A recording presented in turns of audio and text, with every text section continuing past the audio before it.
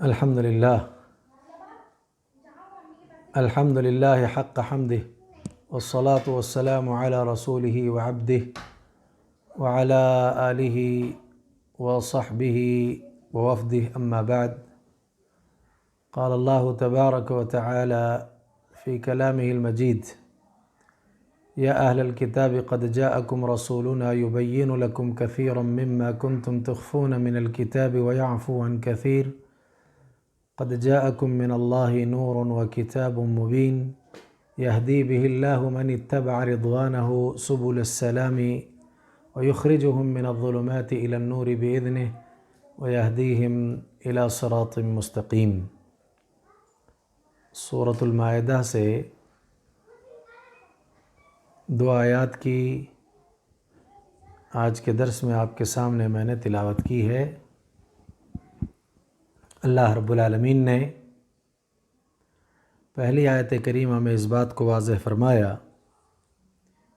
یا اہل الکتاب قد جاءکم رسولنا، اے اہل کتاب تمہارے پاس ہمارے رسول آ گئے، یبین لکم کثیرا مما کنتم تخفون من الکتاب، تمہارے لیے وہ بہت سی باتیں اور بہت ساری چیزیں جسے تم کتاب میں چھپایا کرتے تھے اس کو واضح کرتے ہیں، ویعفو عن کثیر، اور بہت سی باتوں سے وہ درگزر کرتے ہیں۔ قد جاءکم من اللہ نور وکتاب مبین، تحقیق کہ تمہارے پاس اللہ تعالیٰ کی جانب سے نور اور کتاب مبین آ گئی۔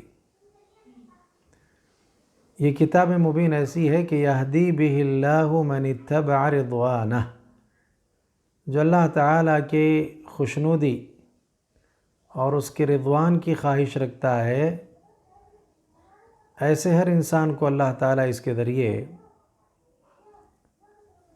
جو نجات کے راستے ہیں اس کی رہنمائی کرتے ہیں، سبل السلام اس کو کہتے ہیں۔ ساتھ ہی ساتھ اللہ تعالیٰ نے اس بات کو بھی واضح فرمایا ہے، وَيُخْرِجُهُم مِّنَ الظُّلُمَاتِ إِلَى النُّورِ بِإِذْنِهِ، اور ایسے انسان کو اللہ تعالیٰ تاریکیوں سے، اندھیروں سے نکالتے ہیں اور روشنی کی طرف لاتے ہیں۔ وَيَهْدِيهِمْ إِلَى صِرَاطٍ مُسْتَقِيمٍ، ایسوں کو اللہ تعالیٰ صراط مستقیم کیا ہے اس کی رہنمائی کرتے ہیں۔ اس آیت کریمہ میں غور کرنے سے جو پہلی بات ہمارے سامنے واضح ہو کر کے آتی ہے وہ یہ کہ اہل کتاب سے مراد یہود و نصارہ ہیں۔ اللہ نے ان سے بیان فرمایا کہ ہمارے رسول تمہارے پاس آ گئے،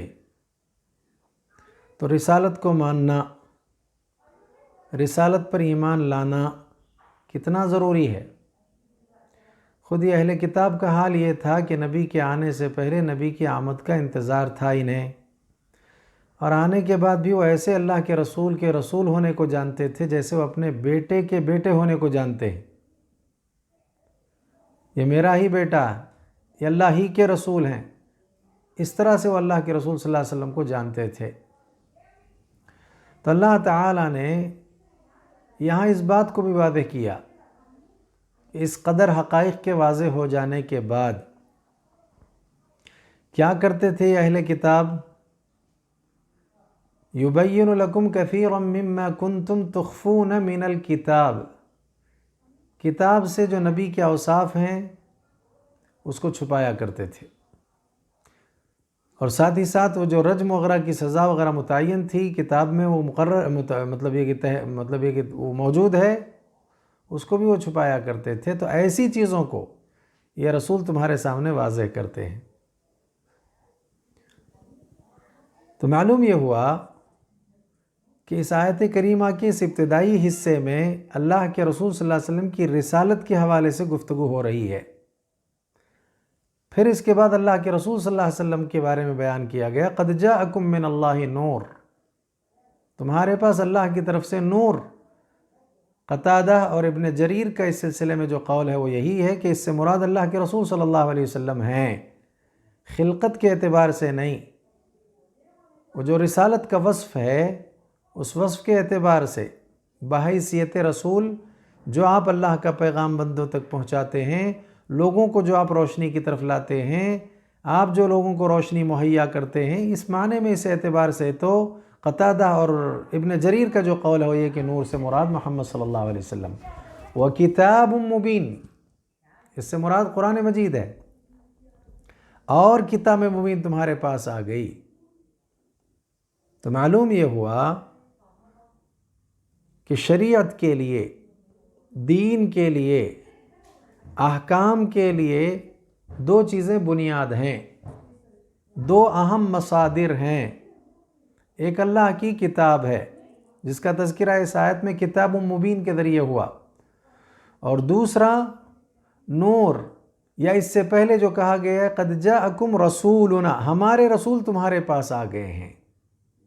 تو اللہ کے رسول صلی اللہ علیہ وسلم کے اقوال، اللہ کے رسول صلی اللہ علیہ وسلم کے کام جن کو ہم افعال کہتے ہیں، اور تقریر، یہ چیزیں بھی مصدر ہیں، بنیاد ہیں دین کے لیے، شریعت کے لیے۔ کہیں آدمی اس مغالطے میں نہ آ جائے اللہ کے کلام کو، اللہ کے قرآن کو مضبوطی سے پکڑنا چاہیے کا مفہوم صرف یہ ہے کہ اللہ کا کلام ہی ہمارے لیے کافی ہے، ہمیں سنت کی حاجت نہیں۔ بنیادی طور پر جو لوگ اس طرح کا تصور رکھتے ہیں وہ غلطی پر ہیں، وہ غلط ہیں۔ اللہ کے رسول صلی اللہ علیہ وسلم کی نبوت اور رسالت والی زندگی اسوہ ہے لوگوں کے لیے۔ کتنی اہمیت ہے آپ دیکھیں کہ خود اہل کتاب سے کہا جا رہا ہے جاءکم رسولنا، ہمارے رسول تمہارے پاس آ گئے۔ رسالت کو اللہ نے پیش کیا، رسول کو اللہ نے پیش کیا ہے۔ اس کے بعد اللہ کہتے ہیں وہ کتاب مبین، اور کتاب مبین بھی۔ تو ظاہری بات ہے اللہ کے نبی صلی اللہ علیہ وسلم پر کتاب کا نزول ہوا۔ دونوں چیزیں مصدر، دونوں چیزیں بنیادی طور پر ضروری ہیں انسانوں کے لیے، اور بطور خاص جو اسلام کا دعویٰ کرتے ہیں، خود کو مسلمان کہتے ہیں، ان کے لیے۔ اللہ رب العالمین نے قرآن مجید میں ایک اور مقام پر سورہ نجم میں فرمایا وَمَا يَنطِقُ عَنِ الْهَوَىٰ إِنْ هُوَ إِلَّا وَحْيٌ يُوحَىٰ، یہ نبی جو نطق کرتے ہیں وہ ہوا کی بنیاد پر نہیں، خواہشات کی بنیاد پر نہیں۔ ان ہوا الا وحی یوحا، وہ تو ایک وحی ہوتی ہے جو ان پر کی گئی ہوتی ہے، اس کی بنیاد پر یہ نطق کرتے ہیں۔ تو لہذا معلوم یہ ہوا کہ اللہ کے نبی صلی اللہ علیہ وسلم کے قول، اقوال، آپ کے کام، آپ کے افعال اور جو تقریریں ہیں یہ بھی وحی ہے جو اللہ کے نبی صلی اللہ علیہ وسلم پر کی گئی۔ اسی لیے ایک اور مقام پر اللہ تعالیٰ قرآن میں فرماتے ہیں سورہ نساء میں وَأَنزَلَ اللَّهُ عَلَيْكَ الْكِتَابَ وَالْحِكْمَةَ وَعَلَّمَكَ مَا لَمْ تَكُنْ تَعْلَمْ، اللہ تعالیٰ کی ذات وہ ہے جس نے آپ پر کتاب کو نازل کیا اور حکمت کو نازل کیا ہے۔ علماء کرام اس بات کا اقرار کرتے ہیں، ان میں سے بطور خاص امام شافعی رحمہ اللہ ہیں جو یہ کہتے ہیں کہ اللہ نے کتاب کو اور حکمت کو نازل کیا، کہ جو بات اللہ نے کی یہاں حکمت سے مراد سنت ہے۔ تو کتاب کے ساتھ سنت کو لازم پکڑنا ضروری ہے، بلکہ اس بات کو اچھی طرح سے ہمیں ذہن میں بٹھا لینا چاہیے کہ جبریل امین جیسے اللہ کے رسول صلی اللہ علیہ وسلم پر رب کا کلام لے کر کے اترتے، رب کے کلام کو آ کر کے سکھایا کرتے تھے، ایسے ہی جبریل امین نے نبی علیہ السلام کو سنت بھی سکھائی ہے۔ دیکھیں آپ قرآن مجید میں ایک مقام پر اللہ تعالیٰ فرماتے ہیں، یہ سورہ نحل کی آیت ہے، اللہ تعالیٰ کا فرمان ہے وَأَنزَلْنَا إِلَيْكَ الذِّكْرَ، ہم نے آپ پر ذکر کو نازل کیا۔ اب ظاہری بات ہے اس سے مراد پہلے درجے میں آپ جس کو لیں گے وہ قرآن مجید ہے۔ ہم نے آپ پر ذکر کو نازل کیا، قرآن کو اللہ نے نازل کیا ہے، کس کے ذریعے؟ جبریل امین کے ذریعے۔ لِتُبَيِّنَ لِلنَّاسِ مَا نُزِّلَ إِلَيْهِمْ، لوگوں کے لیے جسے نازل کیا گیا، آپ لِتُبَيِّنَ لِلنَّاسِ، اس ذکر کو جسے نازل کیا گیا لوگوں کے لیے آپ بیان کریں گے۔ اب یہ جو نبی بیان کر رہے ہیں اس بیان کو آپ کیا کہیں گے؟ ایک تو قرآن، دوسرا نبی کا بیان۔ تو قرآن اور نبی کا بیان دونوں کو آپ جمع کریں گے، دونوں کی تعلیم جبریل امین نے دی ہے اللہ کے نبی صلی اللہ علیہ وسلم کو۔ یہی وجہ ہے کہ اللہ رب العالمین نے لوگوں کو اللہ کے نبی صلی اللہ علیہ وسلم کی اطاعت کا حکم دیا ہے۔ اللہ فرماتے ہیں قرآن مجید میں، یہ سورہ نساء کی آیت ہے، یا ایھا الذین آمنوا اطیعوا اللہ واطیعوا الرسول واولی الامر منکم فإن تنازعتم فی شیء فردوه الی اللہ والرسول ان کنتم تؤمنون باللہ والیوم الآخر۔ کتنا پیارا اسلوب ہے، حکم دینے سے قبل خطاب ایمان والوں سے، یا ایھا الذین آمنوا، اے ایمان والو، اور آخر میں بھی یہی بات، ان کنتم تؤمنون باللہ والیوم الآخر، اگر تمہارا اللہ پر اور آخرت کے دن پر ایمان ہے، آپس میں کسی کام کسی معاملے کو لے کر کے تنازع کھڑا ہو جائے تو پھر تم اس مسئلے کو جو ہے حل کرنے کے لیے کہاں لے جاؤ؟ فردوہ الی اللہ والرسول، اللہ کی طرف۔ اب اس سے مراد لا محالہ اللہ کا کلام آپ لیں گے، اور اللہ کے رسول کی طرف لا محالہ اللہ کے نبی کے فرامین، اللہ کے نبی کے اقوال، اللہ کے نبی کے افعال، یہ مراد لیے جائیں گے۔ تو کتاب اور سنت کی طرف اسے لوٹاؤ، اور اسی کی اطاعت کا حکم دیا گیا، اطیعوا اللہ واطیعوا الرسول، اللہ کی اطاعت کرو اور اللہ کے رسول کی اطاعت کرو۔ اللہ کی اطاعت، جو کچھ اللہ تعالیٰ کے کلام میں احکام ہیں ان احکام کو اپناؤ لو، واطیعوا الرسول، اور اللہ کے رسول کی اطاعت، جو کچھ اللہ کے نبی صلی اللہ علیہ وسلم کا تبیان ہے، بیان ہے، اللہ کے کلام کی وضاحت ہے، جو کچھ نبی کی سنتیں ہیں ان کو اپناؤ۔ لہذا معلوم یہ ہوا کہ دونوں کو لازم پکڑنے میں کامیابی ہے، اور بطور خاص اللہ کے نبی صلی اللہ علیہ وسلم کی سنت کو اپنانا، آپ کی اطاعت کرنا اللہ کی اطاعت کرنا ہے۔ اللہ قرآن میں ایک جگہ فرماتے ہیں، من یطع الرسول فقد اطاع اللہ ومن تولی فما ارسلناک علیہم حفیظا۔ جو رسول کی اطاعت کر لے، وہ اس بات کو جانے، اسے یقین ہو اس بات کا کہ اس نے اللہ کے رسول ہی کی صرف اطاعت نہیں کی ہے، فقد اطاع اللہ، اس نے اللہ تعالیٰ کی اطاعت کی۔ تو اس سے اندازہ لگائیں آپ کتنی اہمیت ہے کتاب کے ساتھ سنت کو لازم پکڑنے کی، قرآن کے ساتھ احادیث صحیحہ کو قبول کرنے کی۔ صرف اللہ کا کلام ہمارے لیے کافی ہے، کفایت کرنے والا ہے، یہ تصور کتنا غلط ہے۔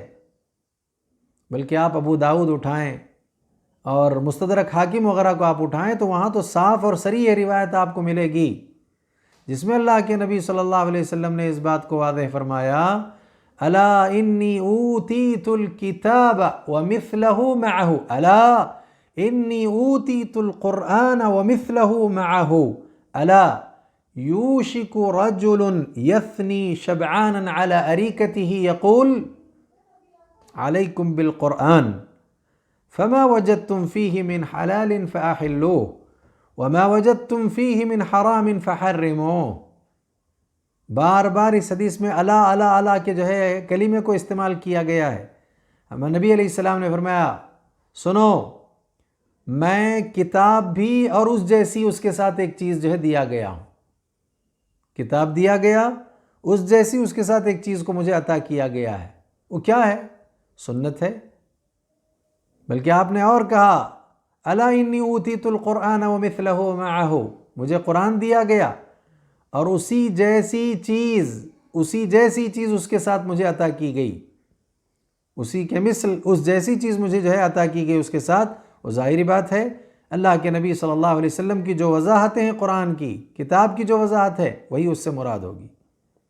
بلکہ سمجھایا آپ نے مثال دے کر اسے، الا، سنو اس بات کو، یوشک رجل ینثنی شبعانا علی اریکتہ، ایک پیٹ بھرا آدمی، ایسا قریب ہے، ایسا ممکن ہے کہ ایک پیٹ بھرا انسان گاؤ تکیوں پر ٹیک لگائے ہوئے یہ کہنا شروع کرے گا اور یہ کہتا رہے گا، علیکم بالقرآن، تمہارے لیے ضروری ہے کہ تم قرآن کو صرف لازم پکڑو، صرف قرآن کو لازم پکڑو، صرف اللہ کی کتاب کو لازم پکڑو۔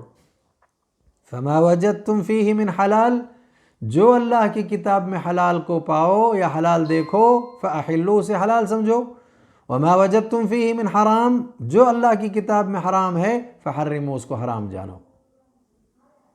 تو اللہ کے نبی صلی اللہ علیہ وسلم اسی لیے اس بات کی وضاحت کرتے ہیں کہ نہیں، صرف قرآن کو لازم پکڑنا نہیں، وَمِثْلَهُ مَعَهُ، اسی کے مثل، اس کے ساتھ مجھے ایک چیز عطا کی گئی ہے، اسے بھی لازم پکڑنا یہ ضروری ہے۔ اسی لیے علماء کرام نے یہاں کلمہ الا الا الا جو بار بار کلمہ استعمال ہوا ہے، اس کی وضاحت میں کہا یہ کہ توبیخ والا، یہ ڈرانے والا، یہ زجر والا کلمہ ہے۔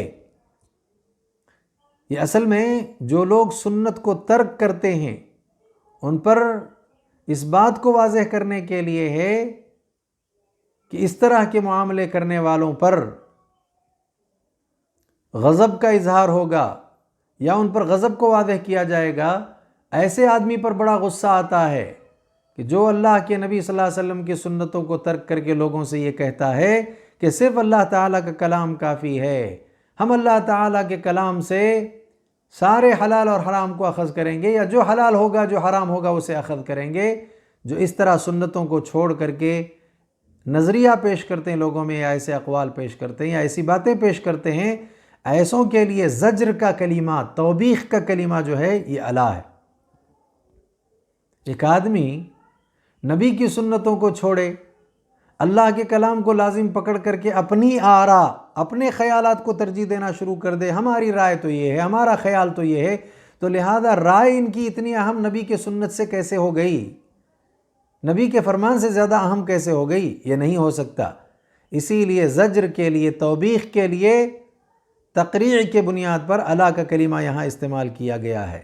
بلکہ یہاں آپ دیکھیں ایک بات اس سلسلے میں بڑی معروف ہے، دخل رجل من اہل الکوفۃ علی الامام ابی حنیفہ رحمہ اللہ، امام ابو حنیفہ رحمہ اللہ کے پاس کوفہ سے ایک صاحب تشریف لائے اور ان کی مجلس میں داخل ہوئے، اور اس موقع پر ان کے سامنے احادیث رسول پیش کی جا رہی تھیں، اس کو پڑھا جا رہا تھا۔ فقال الرجل، جو صاحب داخل ہوئے کوفہ سے آ کر کے، انہوں نے یہ کہا کہ چھوڑو ان احادیث کو، ترک کر دو، انہیں چھوڑ دو۔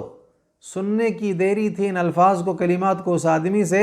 امام ابو حنیفہ رحمہ اللہ کہتے ہیں فَزَجَرَهُ ابو حنیفہ اشد الزجر، بہت زیادہ اس کو ڈانٹا ابو حنیفہ رحمہ اللہ نے، بہت غصہ کیا اسے، اور اس کے بعد کہا وقال له، اس سے کہا آپ نے لولا السنة ما فهم احد منا القرآن، اگر سنت نہیں ہوگی ہم میں کا کوئی بھی انسان قرآن کو سمجھ ہی نہیں سکتا ہے۔ تو اللہ کے کلام کے فہم کے لیے، اللہ کے کلام کو سمجھنے کے لیے سنت ضروری ہے۔ کیوں؟ آپ پر قرآن کو نازل کیا، آپ نے اس کی تبیین کی، آپ نے اس کی وضاحت کی۔ اب نبی کی وضاحت کو چھوڑ کر کے ہم صرف قرآن کی آیات کو لے کر سمجھیں کہ یہ ہمارے لیے کفایت کرنے والی ہیں، ایسا نہیں ہو سکتا۔ میں نے اس پر اس لیے زیادہ زور دیا ہے کہ پچھلے درس میں نے کہا تھا کہ شہر رمضان میں قرآن مجید کا نزول ہوا تو قرآن کو لازم پکڑنا چاہیے، تو کچھ لوگوں کے ذہنوں میں کہیں یہ بات نہ آ گئی ہو کہ صرف ہمارے لیے اللہ کا کلام کافی ہے۔ نہیں، اللہ تعالیٰ کا کلام جن پر نازل ہوا یا جن پر اس کا نزول ہوا، انہوں نے جو اس کی وضاحت کی، وہ وضاحتیں ہمارے لیے معتبر ہیں، اس کو لازم پکڑنا ہمارے لیے ضروری ہے۔ بلکہ میں یہ کہتا ہوں سنت مفصلہ ہوتی ہے، سنت مبینہ ہوتی ہے، سنت مفسرہ ہوتی ہے، سنت موضحہ ہوتی ہے، وضاحت کرنے والی سنت۔ تفسیر بہترین جو ہے جس کے اللہ کے کلام کی آیات کی جن کے ذریعے ہوگی وہ سنت کے ذریعے، جس کے ذریعے ہوگی وہ سنت ہے، اور تفصیل جس کے ذریعے آپ جاننا چاہیں گے، وضاحت جس کے ذریعے آپ دیکھنا چاہیں گے، وہ سنت ہے۔ مثال کے طور پر ہم کچھ چیزوں کو آپ کے سامنے پیش کرتے ہیں، اس میں ایک ہے صلاۃ، پھر زکوٰۃ، پھر حج۔ کل کے درس میں بھی ہم نے بنیادی ارکان 4 چیزوں کو پیش کیا تھا، آج بھی انہی کو ہم پیش کرتے ہیں۔ قرآن میں اللہ فرماتے ہیں اقیموا الصلاۃ، نماز کو قائم کرو۔ تو اس نماز کو قائم کرنے کے لیے کس نماز کی کتنی رکعتیں ہوں گی، رکعت میں کتنے سجود ہوں گے، رکعت میں کتنے رکوع ہوں گے، ان کی وضاحتیں کہاں سے ہوں گی؟ آپ اللہ کے کلام سے اسے جو ہے جاننے کی کوشش کریں کہ رکعتیں کتنی ہوں گی، ہر رکعت میں کتنے سجود ہوں گے، اور ایک رکعت میں کتنے رکوع ہوں گے، ان کی وضاحت آپ کو سنت سے ملے گی۔ اسی لیے اللہ کے نبی صلی اللہ علیہ وسلم نے حدیث میں بیان فرمایا صلو کما رأیتمونی اصلی، نماز ایسے پڑھو جیسے تم نے مجھے پڑھتے ہوئے دیکھا ہے۔ ایک رکعت میں کتنے رکوع ہوئے، آپ نبی سے جتنے رکوع ملیں گے اتنا ہی رکوع آپ کو کرنا ہے، کتنے سجود ہوئے اتنے ہی سجود آپ کو کرنے ہیں۔ کیسے نبی نے نماز ادا کیا ویسے نماز ہم کو ادا کرنی ہوگی۔ تو صرف اللہ کا کلام سے اقیم الصلاۃ کے تقاضے کو آپ پورا کرنا چاہیں تو نہیں کر سکتے جب تک کہ سنت کو آپ اپنے سامنے نہ رکھیں۔ اسی طرح سے زکوٰۃ کا معاملہ ہے، قرآن میں اللہ فرماتے ہیں وَآتُوا الزَّكَاةَ، زکوٰۃ ادا کرو۔ تو لہذا زکوٰۃ کی ادائیگی کے لیے اس کے شرائط کیا ہیں، اس کا نصاب کیا ہے، کس مال پر زکوٰۃ ہے، کس مال پر نہیں ہے، کتنی زکوٰۃ دینی ہے، کب دینی ہے، ساری وضاحتیں آپ کو کہاں سے ملیں گی؟ سنت سے ملے گی۔ لہذا سنت کے بغیر آپ زکوٰۃ کو ادا کرنے کا جو تقاضا ہے یا زکوٰۃ کو ادا کرنے کا جو حکم ہے اسے پورا نہیں کر سکتے، نماز ادا کرنے کا جو حکم ہے اسے پورا نہیں کر سکتے۔ اسی طرح سے مناسک حج کے بارے میں یا حج کی ادائیگی کے سلسلے میں قرآن نے حکم دیا وَلِلَّهِ عَلَى النَّاسِ حِجُّ الْبَيْتِ مَنِ اسْتَطَاعَ إِلَيْهِ سَبِيلًا۔ اب اس حج کی تفصیل آپ کو ملے گی کہاں سے؟ کب حج ادا کرنا ہے، کیسے حج ادا کرنا ہے، کن دنوں میں حج ادا کرنا ہے، کب سے لے کر کب تک اس کو مکمل کرنا ہے، یہ ساری چیزیں آپ کو سنت سے ملیں گی۔ اسی لیے اللہ کے نبی نے اس کے بارے میں بیان فرمایا خُذُوا عَنِّی مَنَاسِکَکُم، مجھ سے تمہارے جو حج کے مناسک ہیں وہ سیکھو۔ تو معلوم ہوا کہ اللہ کے نبی صلی اللہ علیہ وسلم نے اس بات کی ہمیں تعلیم دی ہے اور سبق پڑھایا ہے، تو واجب ہے مسلمان پر، لازم ہے مسلمان کے لیے، ضروری ہے مسلمان کے لیے کہ وہ اللہ کے نبی صلی اللہ علیہ وسلم کے اقوال کو اور اللہ کے نبی صلی اللہ علیہ وسلم کے افعال کو، نبی علیہ السلام کی سنتوں کو لازم پکڑے۔ اس سے اللہ کے نبی صلی اللہ علیہ وسلم سے محبت کا ثبوت ہوگا، اور ساتھ ہی ساتھ یہ ہے کہ اللہ تعالیٰ کا جو حکم ہے وہ حکم پورا ہو جائے گا، اس حکم پر عمل کرنا، اس حکم کو بجا لانے کا جو ہے ثبوت مہیا ہو جائے گا۔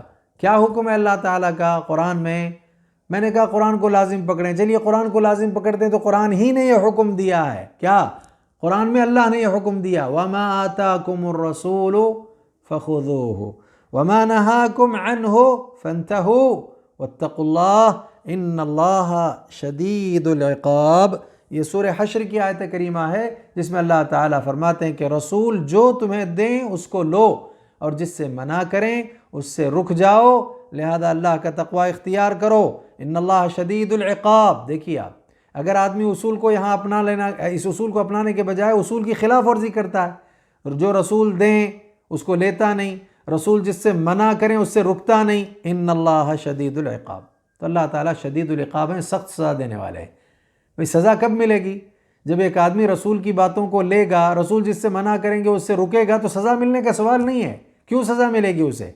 اس کی جب مخالفت کرے گا تو معلوم ہوا کتنے لوگ معاشرے میں ایسے ہیں قرآن کو تو لیتے ہیں اور رسول صلی اللہ علیہ وسلم کی اور احادیث صحیحہ کی مخالفت کرتے ہیں، کہتے ہیں ہمارے لیے صرف اللہ کا کلام کافی ہے، تو یہ مخالفت ہے، اور اس کے لیے اللہ نے کہا واتقوا اللہ، اللہ سے ڈرو، اور اس بات کو یاد رکھو ان اللہ شدید العقاب۔ بلا شبہ اللہ تعالیٰ، اب اس بات کو یاد رکھو کا مفہوم جو ہے، اگر آپ یہ دیکھیں کہ کلمے کے ترجمے کے لیے میں کہہ رہا ہوں نہیں، بلکہ یہاں جو زجر کا انداز ہے ان اللہ شدید العقاب میں، اس میں یہ بات ہے کہ بلا شبہ اللہ تعالیٰ سخت سزا دینے والا ہے، تو اسے ہمیں یاد رکھنا چاہیے، اس کو ہمیں اپنے ذہن میں جگہ دے لینی چاہیے، اور اللہ کے رسول صلی اللہ علیہ وسلم کی سنتوں کو لازم پکڑنا چاہیے، آپ علیہ الصلاۃ کی سنتوں کو، آپ علیہ الصلاۃ سے جو ثابت شدہ سنتیں اس کو اہمیت دینی چاہیے، اس کے مطابق زندگی کو بتانے اور گزارنے کی کوشش کرنی چاہیے۔ اسی لیے قرآن مجید میں اللہ نے ایک جگہ فرمایا قل، کہو آپ لوگوں سے، ان کنتم تحبون اللہ، اگر تم اللہ سے محبت کا دعویٰ کرتے ہو تو پھر اس محبت کے ثبوت کے لیے کیا کرنا ہے؟ فاتبعونی، میری اتباع کرو، نبی کی اتباع ضروری ہے، تب ثابت ہوگا یحببکم اللہ، کہ تم اللہ سے محبت کرتے ہو اور نتیجے میں اللہ تم سے محبت کریں گے، تمہارے گناہوں کو معاف کریں گے، واللہ غفور رحیم، اللہ تعالیٰ بخشنے والے، رحم فرمانے والے ہیں۔ لہذا ہم دعا کریں گے اللہ تعالیٰ سے کہ اللہ تعالیٰ ہماری بخشش فرمائے، ہمارے ساتھ رحم کا معاملہ فرمائے، ہمیں اللہ کے نبی صلی اللہ علیہ وسلم کے اسوے کو لازم پکڑنے اور آپ کے اسوے کے مطابق زندگی گزارنے کے اللہ توفیق دے، سنت صحیحہ اور احادیث صحیحہ کو اپنانے کے اللہ توفیق دے، کتاب کے ساتھ السنہ کو جو ہے ہمیں لازم پکڑنے کے اللہ توفیق دے۔ یہی سب سے بڑی بات تھی جو اللہ کے نبی اس دنیا سے رخصتی کے موقع پر کہہ گئے، آپ نے بیان فرمایا ترکت فیکم شیئین، میں جا رہا ہوں دو چیزیں چھوڑ کر کے، مضبوطی سے پکڑ لو، کبھی گمراہ نہیں ہو سکتے، ان میں سے ایک چیز ہے کتاب اور دوسری میری سنت۔ لہذا میں یہ سمجھتا ہوں کہ اب تک جو احکام بیان کیے گئے، نزول قرآن کے حوالے سے بات کی گئی، قرآن کو لازم پکڑنے کے حوالے سے بات کی گئی، صیام کے سلسلے میں بات کہی گئی، اس کے علاوہ مزید جو ہے آیت الدعاء اس کے بعد ہے، دعا کے مسائل کے متعلق گفتگو ہوگی، سارے امور، سارے احکام میں، سارے جو ہے مضامین میں اللہ کے نبی کے اسوے کو ملحوظ رکھنا ضروری ہے۔ آپ علیہ السلام کی ہدایات کو جو ہے ذہن میں جگہ دے لینی ضروری ہے اور اس کے مطابق زندگی بنانا ضروری ہے۔ اللہ تعالیٰ مجھے آپ سب کو اس کی توفیق عطا کرے اور ہمیں دنیا آخرت میں اللہ کامیابی عطا کرے۔ ہمارے سننے سنانے کو اللہ تعالیٰ قبول فرمائے۔ اللہ تعالیٰ ہر آفت اور ہر مصیبت، ہر بلا، ہر پریشانی سے ہمیشہ کے لیے ہم سب کی حفاظت فرمائے۔ ہمارے صیام کو، قیام کو، تلاوت قرآن کو، جو خیر کے کام ہم کر رہے ہیں اللہ اسے قبول فرمائے۔ اللہ تعالیٰ اختتام زندگی پر ہماری زبانوں پر کلمہ توحید جاری فرمائے۔ موت کے وقت کی سختیاں، موت کے بعد کی جو پریشانیاں ہیں اور قیامت کے دن کی جو ہولناکیاں، ان تماموں سے ہم سب کی اللہ تعالیٰ حفاظت فرمائے۔ ربنا تقبل منا انك انت السميع العليم وتب علينا انك انت التواب الرحيم۔ سبحان ربك رب العزة عما يصفون وسلام على المرسلين والحمد لله رب العالمين۔